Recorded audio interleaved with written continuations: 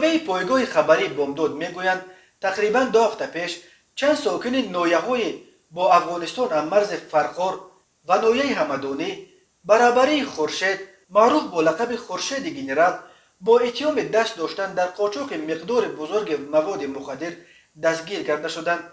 در بین بازداشت شده ها یک افسر بلندپایه میلیسا معاون سردار شعبه وزارت کارهای داخلی نویه میر سعید علی همدانی نعمت الله محمودوف نیز بوده است.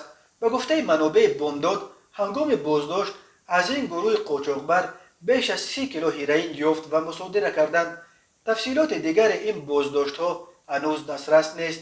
خورشید گنرال یک ساکن نویه فرخار است که رسما در یگان جا کار نمیکرد و یگان مقام رسمی نداشت، ولی گفته می شود در این منطقه از نفوذ معینی برخوردار بود.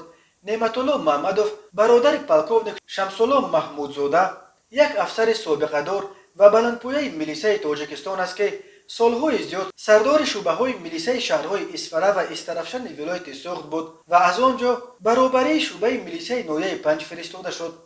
تاجیکستان که با افغانستان منبع اساسی تولید هیروئین، افیون و حشیش دنیا 1370 کیلومتر مرز مشترک دارد، تا سالهای آخر به یک مسیر عمده قاچاق مواد مخدر افغانی تبدیل یافته است.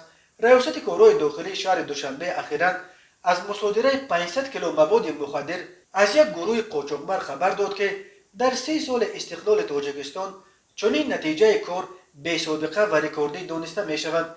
این مقدار مصادره شده مواد مخدر در بازار سیاه نزدیک 6 میلیون دلار ارزش داشته است.